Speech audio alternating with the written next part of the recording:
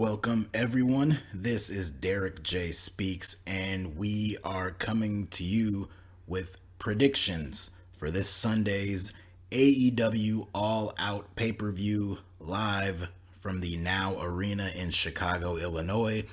These predictions are coming to you just moments after the conclusion of the August 31st, 2022 edition of AEW Dynamite, the big go-home show, where they closed out with a terrific match between the Elite and Will Ospreay and Aussie Open, with a win for the Elite that sends them to the finals of the AEW World Trios Championship Tournament this Sunday, where they will meet the winners of the match this upcoming Friday, in fact, on AEW Rampage between Best Friends and Orange Cassidy and the Dark Order with John Silver and Alex Reynolds and Hangman Adam Page, who is taking the place of Evil Uno,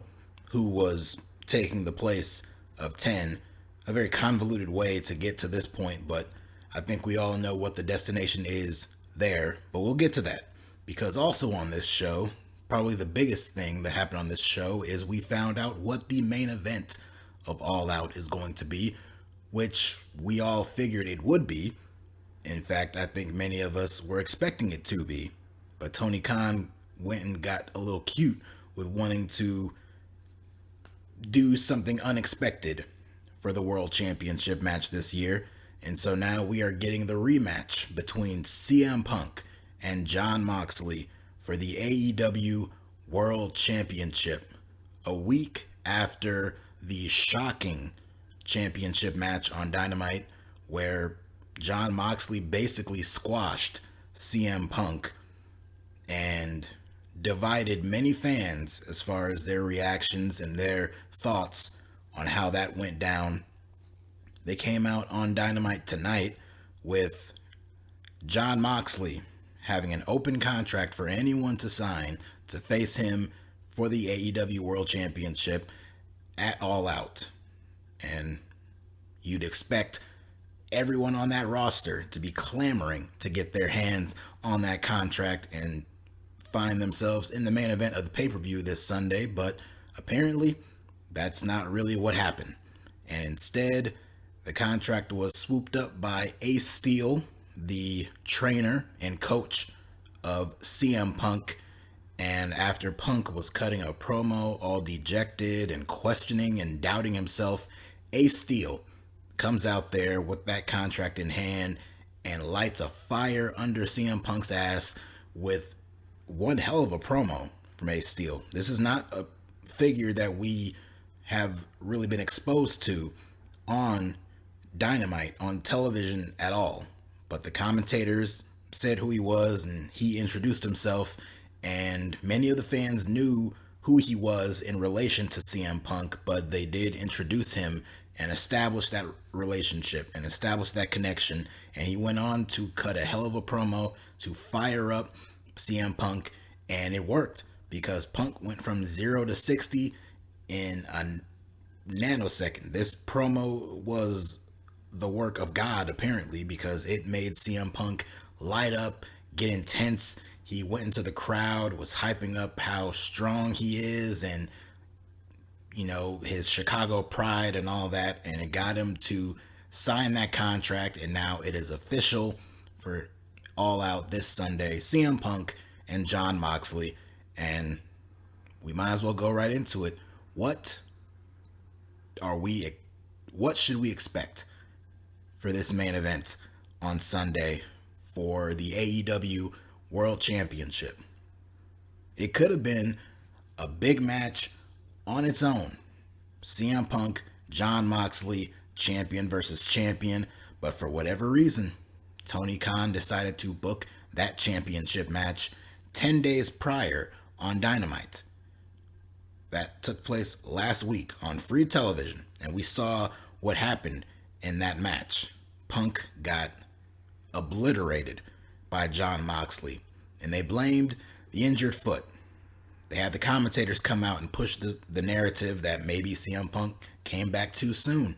Many people were very confused why they booked that championship match the way they did last week. Many people even thought that CM Punk legitimately was still hurt, and they booked a very short match just to get the championship off of CM Punk.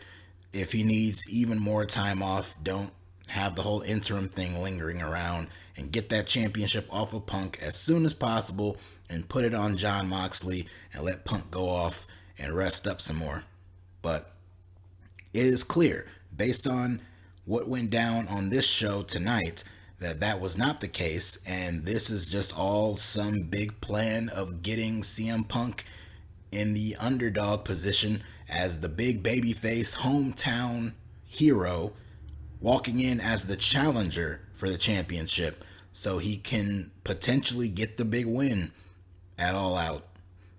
I think the outcome may have been slightly questionable before, but now, after the promo that took place on this show with Punk and Ace Steel, I think it is very obvious who is walking out of Chicago this Sunday as the AEW World Champion. And I believe thy name is CM Punk. My question is, how will CM Punk be walking out with that AEW World Championship? Because if you all remember how that match in Cleveland the previous week, the Punk squash at the hands of Moxley, how it ended with Punk dejected and looking back at Moxley celebrating, looking at the crowd cheering, looking back at all of that just went down. It made you think very momentarily that maybe all of this is setting up a CM Punk heel turn. We have seen teases of it here and there with the way that Punk has been carrying himself, especially in the build-up with this story. We've kind of seen subtle teases of it. We've had different wrestlers who have gone toe-to-toe on the mic with Punk. They have teased it as well. They have implied that CM Punk is a snake in the grass, not to be trusted. We've heard that from Eddie Kingston. We've heard it from MJF. We heard it from Hangman Page, which of all of them clearly pissed off Punk the most. And Moxley has even alluded to it to a certain degree. So could we be gearing up for a Punk heel turn on Sunday, where CM Punk is going to look at the loss that he suffered at the hands of Jon Moxley the previous week and how embarrassing it was, and he is going into this Sunday with the mentality of he is winning by any means necessary? It could work. I think that story could work and get good heat almost anywhere else. If they were in any other city, any other state, any other country, it probably could have worked. It would have worked in Cincinnati, I'm sure. Moxley's hometown. It would have worked, definitely worked there. But any idea, any thoughts of doing a heel turn for CM Punk does not sound plausible, does not sound reasonable, and does not sound likely. To turn CM Punk heel this Sunday at All Out would be the equivalent of WWE turning Stone Cold Steve Austin heel back in 2001 at WrestleMania 17 in Texas. The one place that you cannot possibly expect this man to be booed is in his hometown. So I don't think we're going to get a heel turn. And after the promo that took place on this show, I really don't expect it. A promo like that is not teasing a heel turn, in my opinion. I could be completely wrong, and maybe this was all done just for a complete swerve, and CM Punk has a few tricks up his sleeve, and he will reveal himself to truly be a complete slimy snake, and he will steal that championship from Jon Moxley in cheating ways or whatever. But that's a possibility. I will throw it out there, but I don't think it's going to happen. I think it's going to be a hard-fought victory, and CM Punk is going to walk out a two-time AEW World Champion. But do I think that is how they're going to go off the air? I do not. We have questioned for the last several months about the status of one individual, that being Maxwell Jacob Friedman, MJF.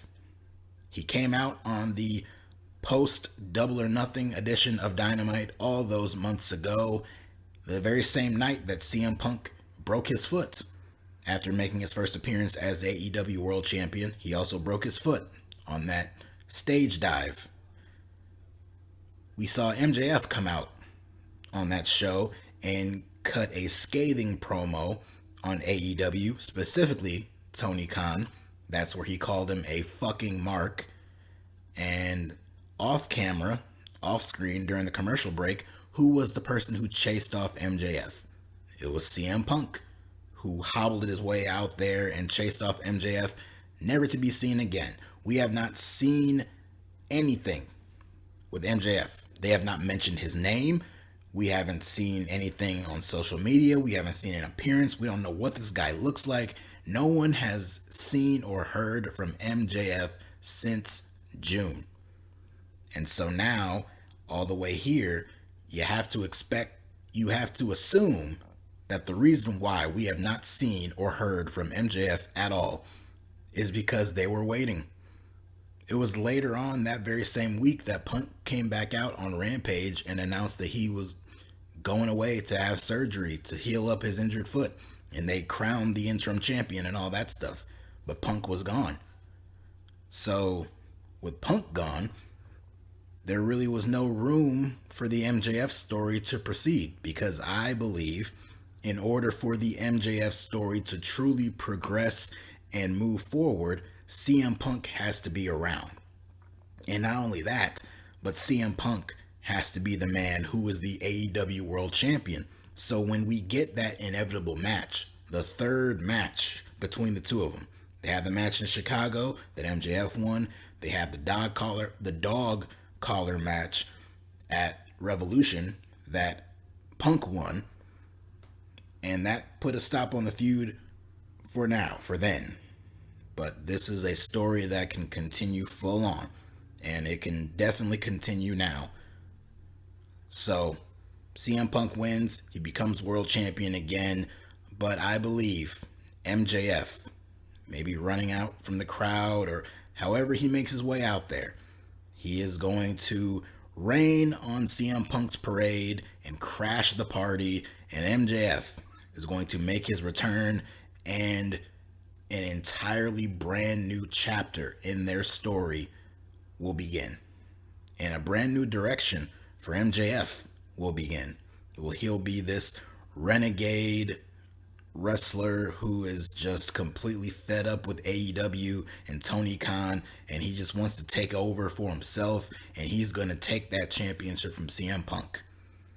MJF, of course, we don't know what the status is, whether he's technically storyline wise, if he's still under contract or whatever, but when we get to that point of CM Punk MJF, what logical booking storyline sense does it make for Tony Khan to willingly give MJF a shot at the AEW World Championship? It's very simple. You piss off CM Punk hard enough to get him to be clamoring to get MJF in the ring with the championship on the line and beating MJF. That's the mindset of CM Punk, is to shut MJF up, to stop these run-ins, to stop these crash-ins, whatever is going to happen. And that is how you set that match up. So I fully expect the gears to start turning, and we're going to officially begin that story at All Out. After CM Punk defeats Jon Moxley and regains that AEW World Championship, I fully expect MJF to make his presence felt at that pay-per-view event. Now, that's the biggest match heading into All Out, but it is not the only one, because this is a loaded card this Sunday.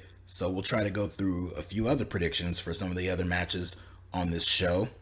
We will have the finals of the AEW World Trios Championship Tournament. Of course, like I mentioned at the top of the video, we already know one half of that match is going to be the Elite, Kenny Omega and the Young Bucks.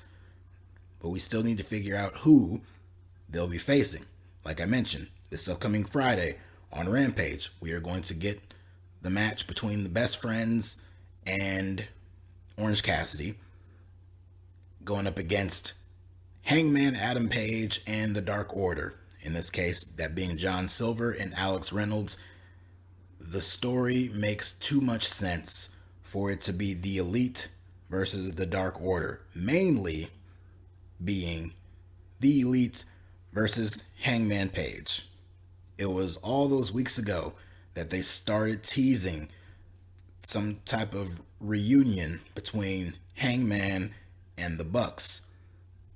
We got it solidified even more when all those weeks back, about a month or so ago, when Adam Cole and Red Dragon were on TV and they attacked the Young Bucks. They laid them out, and it was Hangman Page who came out to make the save and seemingly become on good terms with the Young Bucks. But just a week later, when the Young Bucks wanted to enter the Trios tournament and asked Hangman Page to join them and be on their team, it was Hangman who declined. And he said that he was going to be in the corner of the Dark Order and cheer them on and root for them to advance in this tournament and get to those Trios titles. But now we're in a point where every other member of the Dark Order has been injured, has been attacked, and is indisposable, and the only person who can step up and team up with Silver and Reynolds is Hangman Page. So now not only is Hangman in the corner of the Dark Order, he is on the team competing with them. And that is just another chapter in the story of Hangman and the Elite. So I don't know what's going to happen. You know, it seems like Page and the Young Bucks are on good terms, but Kenny Omega was not in the picture just yet. So we'll see how that plays in, how that dynamic takes its toll. But I do expect that to be the match. And as far as winners, I think these trios titles were designed for Kenny Omega and the Young Bucks to win them. I believe Tony Khan did not want to introduce these titles until he knew Kenny Omega was going to be back and ready to go. And they introduced the titles, and then lo and behold, what was about 2-3 weeks later, Kenny Omega returned. So I think we are going to get the first champions being Kenny Omega and the Young Bucks. Also on this show, Chris Jericho taking on Bryan Danielson. There is history between the two of them. They credit Chris Jericho for injuring Danielson in the Anarchy in the Arena match back at Double or Nothing that put Danielson on the shelf for a few months, cost him a match and a spot on the Forbidden Door show. So there is history between Jericho and Danielson, and of course there's history longer than even that, but the crux of the story between these two revolves around Daniel Garcia and what he is going to be doing. Of course, we have the two excellent matches between Daniel Garcia and Bryan Danielson, and now Daniel Garcia has been placed right in the middle of these two guys, and whether he is a sports entertainer or a wrestler. And he has been very conflicted over the past few weeks. He has stopped Chris Jericho from attacking Bryan Danielson several different times. He even shoved Jericho on his ass the previous week on Dynamite. And it makes you think that Daniel Garcia is going to see the light. He's going to turn on the Jericho Appreciation Society, and he's going to join Bryan Danielson in the Blackpool Combat Club and take his rightful place as a pro wrestler. But no. As obvious as they're making that story seem like, what's more obvious than that is the fact that Daniel Garcia is going to swerve Bryan Danielson, and he's going to join up with Chris Jericho, and he is going to help Chris Jericho beat Bryan Danielson on Sunday. Danielson has not had a whole lot of luck on AEW pay-per-views. He has not won an AEW pay-per-view match since Full Gear last year. So the losing streak will continue. I suspect Chris Jericho will get the win thanks to an assist from Daniel Garcia, who will swerve Bryan Danielson and reaffirm his spot as a sports entertainer in the Jericho Appreciation Society. A match that kind of came out of nowhere, yet is for one of the top championships in AEW, is the AEW World Tag Team Championship match. Swerve in Our Glory, that being Swerve Strickland and Keith Lee, taking on the Acclaimed, Max Caster and I forgot his name. the other guy with Max Caster. I apologize. It'll come to me, but we're just going through this. I apologize for forgetting his name. It's unfortunate, but I promise I will have his name correct on Sunday when I talk about this match. This is going to be a big match for these guys, but I just don't expect the Acclaim to get the win. I do not see the Acclaim walking out with those tag team titles. I think it is way too soon to see the Acclaim win the AEW World Tag Team Championships. There's a story to be told. You know, the whole gimmick is everyone loves the Acclaimed, and it's true. People have been clamoring for these guys to be baby faces for a long time. Anthony Bowens, Max Caster, and Anthony Bowens. That's his name. It just hit me. That's his name. Anthony Bowens. My apologies to Anthony Bowens. And my apologies also because I don't expect them to win. There's going to be a time and a day for the Acclaim to win the tag team titles, but that day is not this Sunday at All Out. This is going to be a win and a victory for Swerve in Our Glory. The TBS Championship is on the line. Jade Cargill defending against Athena. I'm sure this spot would have belonged to Chris Statlander, or at the very least, it would have been a triple threat match, but I fully expected Chris Statlander to be the one to beat Jade and win the TBS Championship, but unfortunately, she is on the injured list and she will be out of commission for quite a while. And so the next best option was Athena, because the story has been Chris Statlander and Athena both going up against Jade Cargill and the Baddies. I do expect the Baddies to play some type of role in this match. And as to whether this is the time finally right for Jade to lose and be dethroned and finally suffer her very first loss? If it is, they sure have not done a whole great job of building it up. This feud has kind of been abandoned and left to rot on Rampage. And we haven't really seen a whole lot of it take place on Dynamite, and they have not really pushed the idea that this could be it for Jade Cargill and her reign as champion. I think Athena could be the one to beat her, especially because I don't see anyone else on the horizon right now who could be the person to do that. So I do expect Athena to win, but I don't think it's going to happen yet. I think Jade Cargill is going to retain her championship, and maybe later down the line we'll get a rematch between the two. But for this show, I think Jade is going to retain her title. Speaking of the women, we have a fatal four-way match to crown an interim AEW Women's World Champion.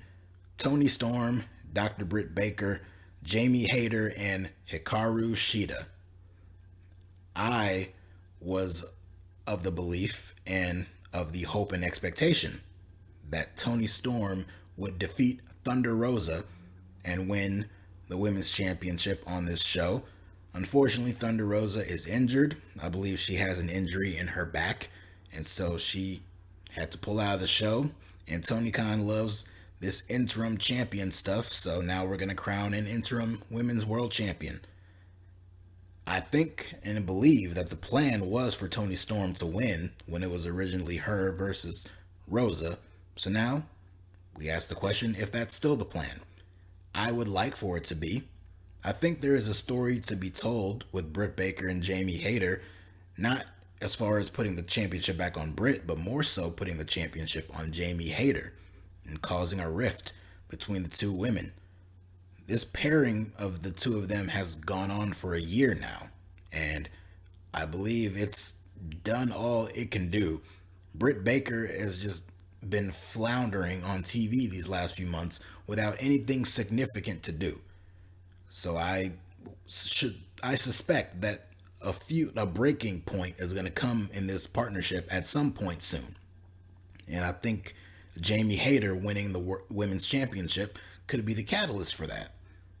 However, I think you can get to that point and you can get to a story between Jamie Hayter and Britt Baker that does not have to involve the women's championship right now. So my pick is going to be Toni Storm. We have Jungle Boy versus Christian Cage, one of the most personal feuds heading into this show. This goes all the way back those months ago when Christian Cage turned his back on Jungle Boy and attacked him after he and Luchasaurus lost their tag team titles. We've seen Christian Cage come out on television and just completely insult Jungle Boy, insult him, his family, and just completely shit all over this guy. And we've seen Jungle Boy return, and he has brought it right back to Christian Cage, even going as far as to be so bloodthirsty to get at this guy that he injured his wrist. So, with this being the first match and there being an injury to Christian Cage, so all signs point to Christian taking the loss here. I don't suspect that's going to happen. I think Jungle Boy is going to be so fired up and raged up that it's going to get the best of him, and Christian Cage is going to get the win here. I think Jungle Boy will win ultimately in this feud. I think this feud is going to continue, and this is just the first step in the feud. But I do believe on this night, Christian Cage is going to get the victory. Now, another big grudge match on this show is Powerhouse Hobbs and Ricky Starks, two men who are former tag team partners, former members of Team Taz. They are going to collide on this show now. I suspect the heel is going to win in the other grudge match between Christian and Jungle Boy, but I think in this case, the babyface is going to win. Mainly because Ricky Starks, he's turned babyface, the fans love him, but he has suffered quite a few big losses recently. And so I think he's going to get a win here. Even still, I do think this will continue past All Out, but I do think in this case, it is going to be Ricky Starks who is going to pick up the win on Powerhouse Hobbs. We are going to get a casino ladder match to crown a number one contender for the AEW World Championship, or at least someone will get a future shot at the title.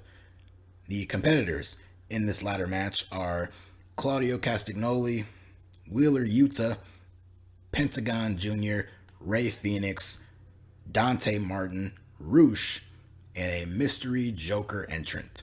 Now, I have no idea who this Joker entrant's going to be. It's either going to be a debuting star or a returning star.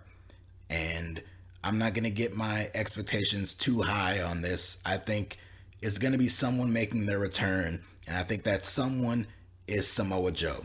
Samoa Joe has been off television since the Death Before Dishonor pay-per-view last month. And even before that, he was off television for a while because he was filming.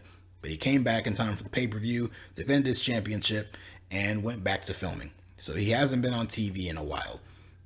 But I do suspect that Samoa Joe might be here.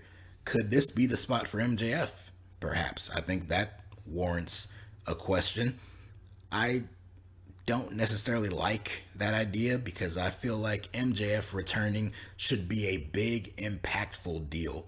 And I don't expect this match to take place. It could be a buffer between whatever is about to happen between the main event and another match before that, this could be a match in that spot. But nah, MJF returning, that has to be a big angle. That has to be something that closes out the show, that you save for the end of your show. Whether it's the pay-per-view or whether it's Dynamite the next week, that's something to save for that spot. That's not to throw him in this match. Although it would make sense if you want to be of the belief that MJF is going to eventually challenge CM Punk for the championship, and you can't get past the idea of Tony Khan not willingly booking this guy to compete for the title.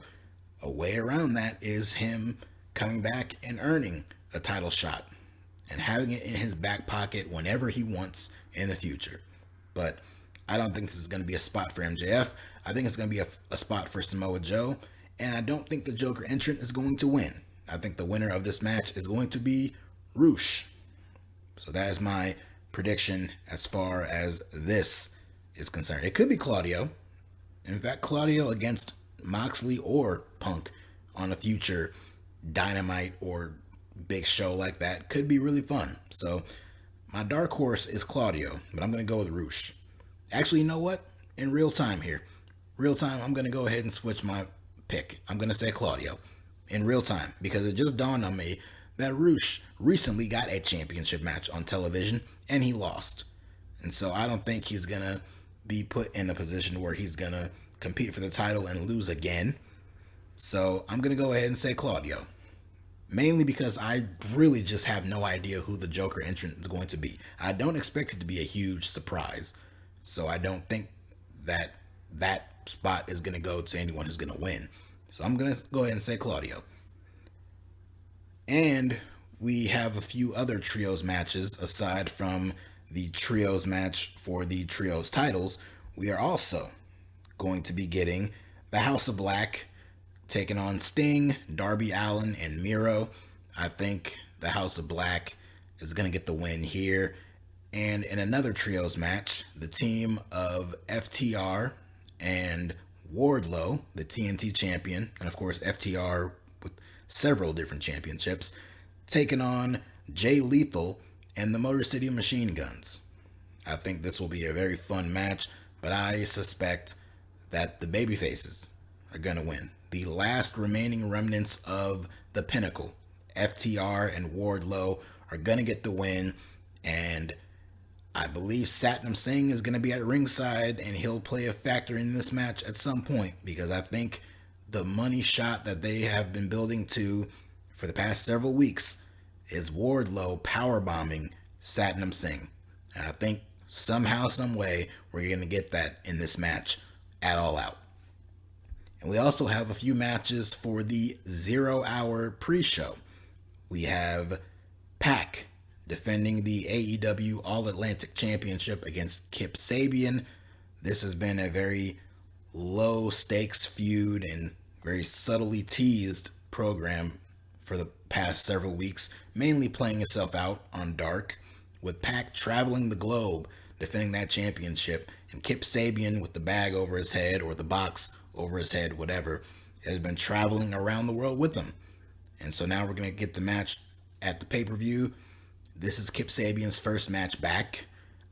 It probably doesn't make a whole lot of sense for him to lose, but I don't see Pac losing this championship yet. I think Pac is the perfect person to hold that championship and go around the world defending it in different territories and different places. So I think that's going to continue for a little bit longer. So I think Pac is going to pick up the win here. We also have Hook defending the FTW championship against Jericho Appreciation Society member Angelo Parker. I think it goes without saying that Hook is going to win here. And in one of the matches that I'm looking forward to a lot, one of the top matches I'm looking forward to this entire weekend, because remember, Clash at the Castle is on Saturday. Between both shows, one of the matches that I'm looking forward to the absolute most is going to happen on the pre-show here. Eddie Kingston taking on Tomohiro Ishii. They recently had a match on a New Japan show, and now they're going to have a match in AEW. Quite the consolation prize for Eddie Kingston after his match with Sammy Guevara got canceled and he got suspended for a few weeks for having an altercation with Sammy backstage. It's funny how now Sammy Guevara is basically not going to be on the show at all, and Eddie Kingston, he's on the pre-show, but it's still a big match against Tomohiro Ishii. So I think Eddie Kingston is going to get the win here, and this is going to be a hell of a fight that I'm looking forward to seeing. So that is the All Out show. It is, like I said, a very, very loaded card, but despite what some might say has been pretty lackluster build, not a whole lot special, especially with the AEW World Championship. It is very not like AEW to book the championship picture this way, especially heading into a big show like this. But I have to suspect this is a part of some big story. It could be a very simple story, but it has to be a part of some big picture, and I'm looking forward to this show. There is enough big matches on this show, a lot of matches that have the ability to be match of the year contenders, or at least very incredibly fun matches to watch. So it's going to be a long one, so strap yourselves in, and I will be back to review it on Sunday night, immediately following the show. The video will go up early Monday morning, probably around 3 or 4 a.m., so be on the lookout for that. So until then, thank you all for listening, and I'll check you out later.